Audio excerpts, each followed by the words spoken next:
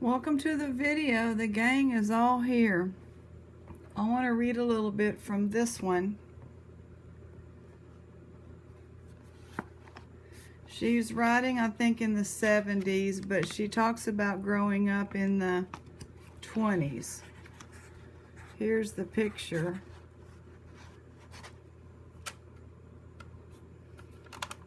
For big folk and little folk, beast and fowl, July was not as carefree a month as June. Indeed, July was like a Pandora's box out of which swarmed flies, black flies, horse flies, house flies, deer flies, bluebottle flies, gnats, mites, mosquitoes, cabbage moths, potato bugs, grasshoppers, grubs, wasps, weevils, and all the miniature cutthroats and terrorists that pester every decent, respectable citizen of the kingdom of man, animal, and vegetable kingdoms.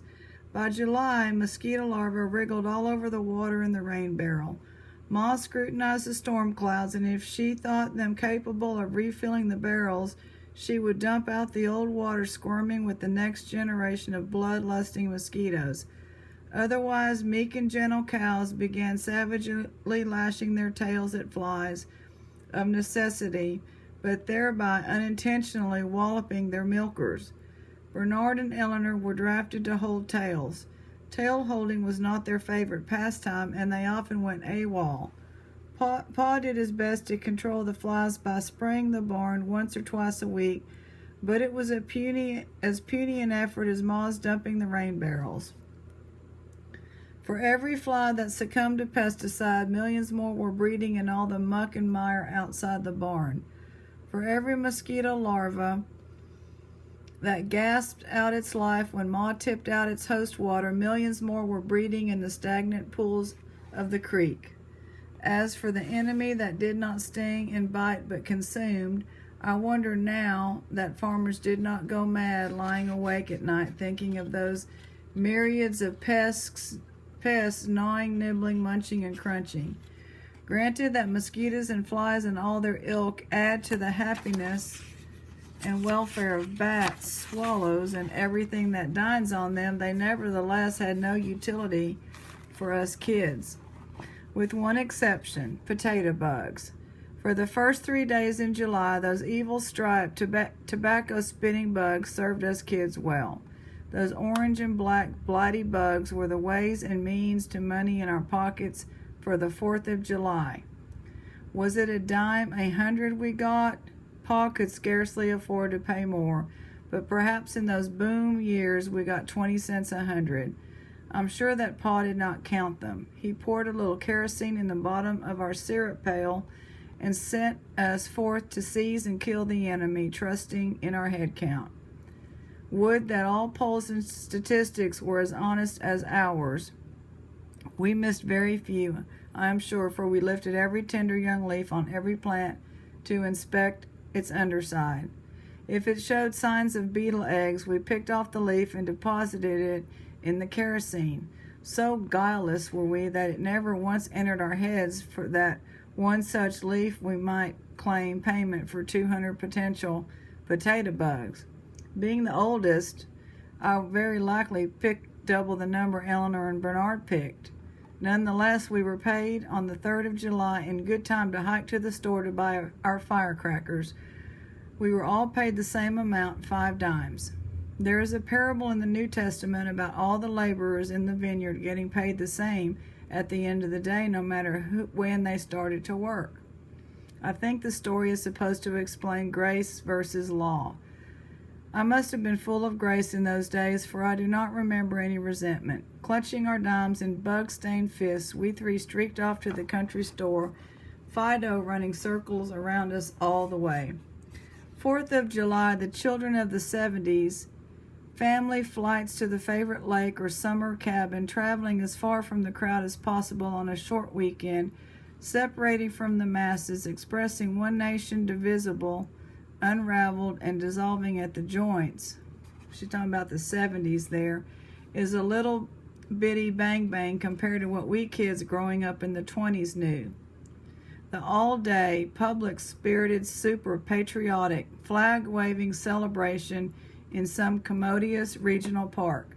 In those days, we knew what we were celebrating: Independence Day, the birth of our republic, the fairest and greatest republic on the face of the earth. And we celebrated it with the people for whom the republic was founded. Norski, Swedes, Danes, Italians, and Poles rubbed shoulders, mingled their body odors, and discovered that they all smelled human. Forgotten was the wartime hysteria that had made many suspect anyone with a German name or German blood or a German dialect or a German way of talking. We live in Medford. Throw the cow over the fence some hay. Why do we get so soon old and so late smart? I understand all but the we live by Medford. Oh, by instead of in. I read it as in, right. In German, when you translate it is backwards. A committee of somebodies had arranged a program that lasted all day and ended in a blaze of fireworks after dark. No one's spirit was allowed to droop or his attention to wander. To prevent anything as unpatriotic as that, a brass band intermittently played rousing John Philip Sousa marches. There was a parade with the veterans of World War I marching in great numbers. Some of them were our neighbors. Paul, why aren't you a veteran? Wasn't drafted. Too many kids to take care of. There was only one veteran of the Grand Army of the Republic, marching in a blue uniform and wearing a black felt hat. Straining and craning to look over the shoulders of the people ahead of us, we kids did some quick mental arithmetic and decided that he must have been a drummer boy, for he would have to have been no more than 15 or 16 years old to have served in the Civil War. Then came the program. We sang, "My country, 'tis of thee, sweet land of liberty. Oh, say, can you see by the dawn's early light? Oh, beautiful for spacious skies, mine eyes have seen the glory." Kate Smith had not yet made "God Bless America" our almost national anthem. Some big shot read the Declaration of Independence. Whoever hears it or reads it now? When the course of human events it becomes necessary for one people to dissolve the political bands which have connected them with another, and to assume among the powers of the earth the separate and equal station to which the laws of nature and nature's God entitle them. A decent respect to the opinions of mankind requires that they should declare the causes which impel them to the separation.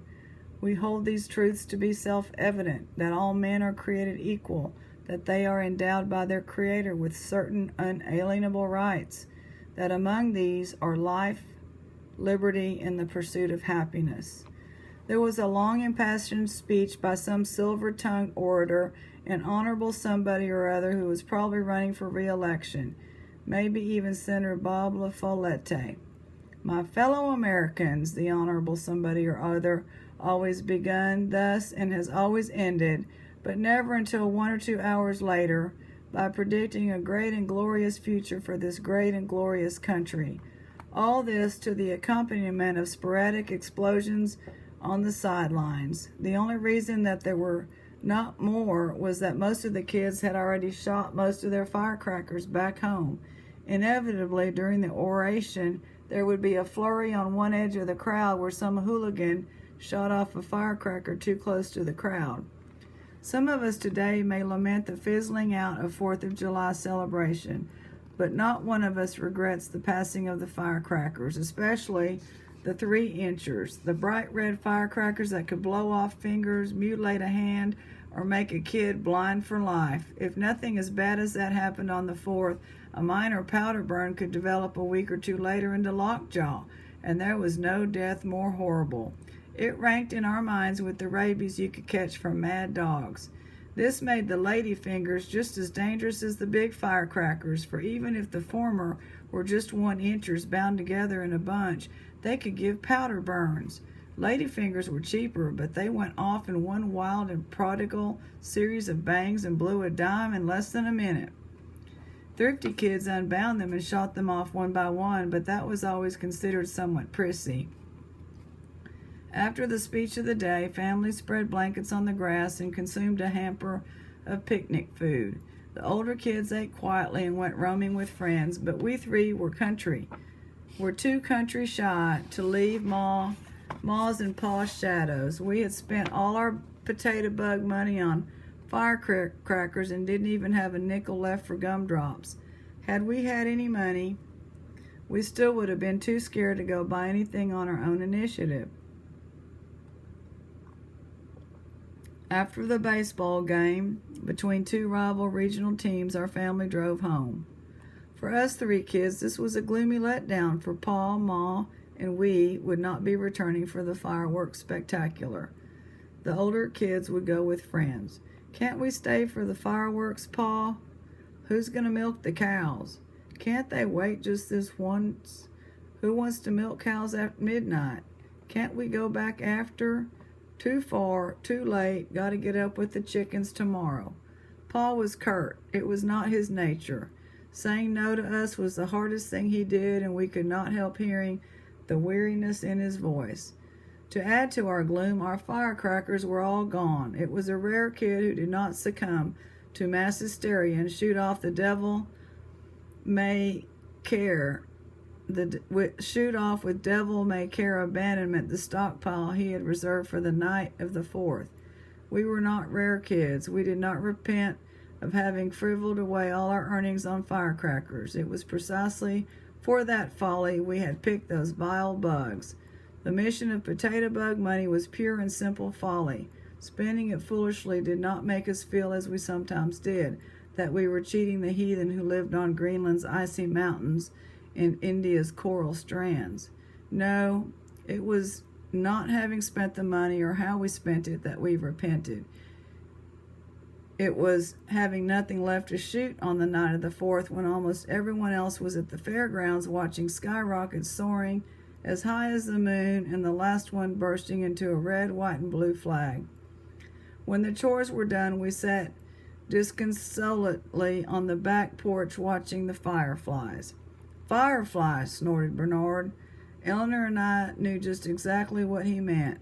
Pa and Ma joined us on the back porch. Pa was carrying an unfamiliar box, which he proceeded to open.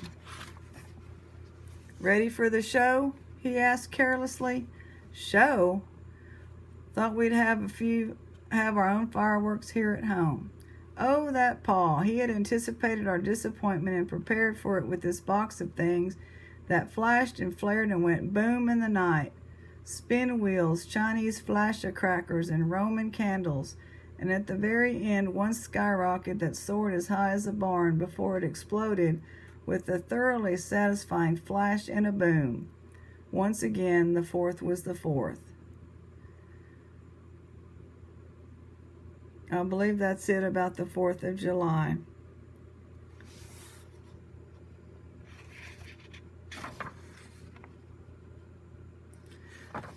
Happy 4th of July. Happy Independence Day.